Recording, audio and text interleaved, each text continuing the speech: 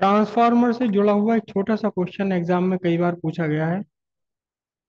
क्या transformer DC के साथ वर्क कर सकता है या स्टेडी करंट के साथ वर्क कर सकता है? ट्रांसफार्मर ट्रांसफार्मर हमेशा ऑल्टरनेटिंग करंट पर ही वर्क करता है। ट्रांसफार्मर कभी भी डायरेक्ट करंट पर या स्टेडी करंट पर काम नहीं करेगा। रीजन रीजन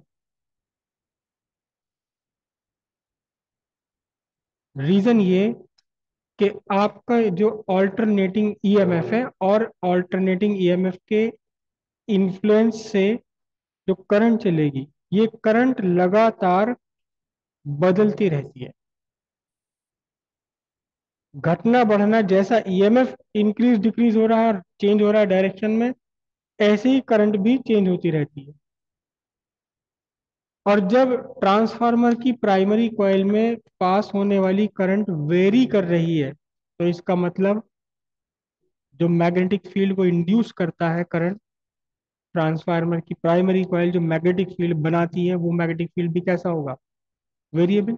जब करंट का मैग्नीट्यूड बदल रहा है, कितना मैग्नेटिक फील्ड बनाता है ट्रांस कोई भी कॉइल है, सॉलिनॉइड है, सॉलिनॉइड के अंदर मैग्नेटिक फील्ड कितना होता है?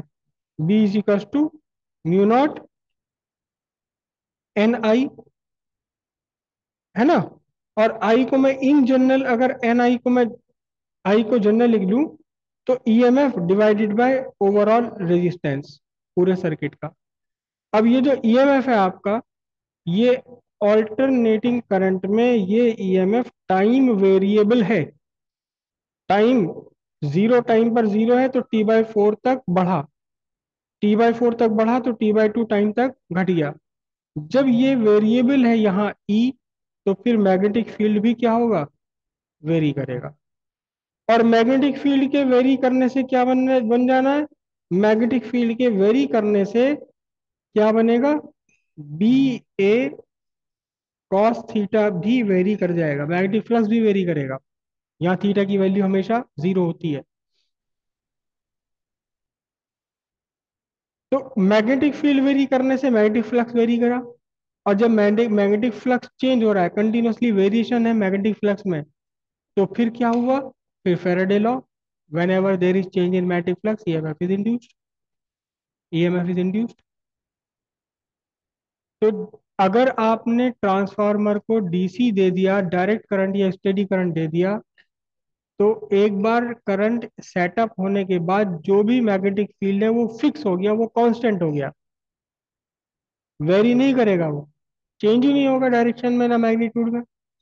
और जब तक मैग्नेटिक फील्ड वेरी नहीं होगा तो मैग्नेटिक फ्लक्स चेंज नहीं होगा। और अगर मैग्नेटिक फ्लक्स में कोई भी चेंज नहीं है, तो फिर ईएमएफ इंड्यूस होना ही नहीं, ईएमएफ इंड्यूस होना ही नहीं है अगर मैग्नेटिक फ्लक्स में कोई भी चेंज नहीं आता। इसलिए ट्रांसफार्मर स्टेडी करंट पर काम नहीं करेगा, ट्रांसफार्मर हमेशा ऑल्टरनेटिंग करंट पर ही काम करेगा। Transformer work only on AC, it never works on steady current. देखिए, alternating current keeps on changing in magnitude and direction periodically.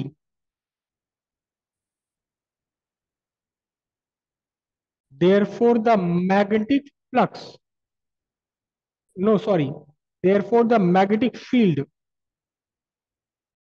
induced by primary keeps on changing in magnitude and direction periodically.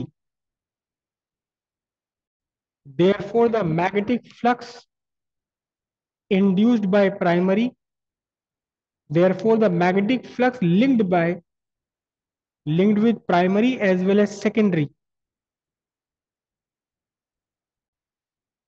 keeps on changing in magnitude and direction periodically, and hence an EMF is induced across secondary. The induced EMF also keeps on changing in magnitude and direction periodically. In opposite phase, in opposite phase, PHASE, in opposite phase to the EMF applied across primary. DC और steady current, DC, बल्कि DC हमें कहना नहीं चाहिए, DC, DC magnitude में change हो सकती है पीरियडिकली, डायरेक्शन में चेंज नहीं होगी, लेकिन स्टेडी करंट ना मैग्नीट्यूड में चेंज होना इसको और ना डायरेक्शन में, तो हमें लिखना चाहिए एक्चुअली स्टेडी करंट। क्या लिखा भी आपने? डीसी को ब्रैकेट में कर दो। वैसे तो जनरली डीसी जो है, डीसी को स्टेडी करंट मान लिया जाता है, लेकिन एक्चुअल में ऐसा नहीं है। क्या लिखा आपने? डीसी और steady current do not change at all, therefore therefore magnetic field induced by primary is constant. There is no change in magnetic flux linked with secondary.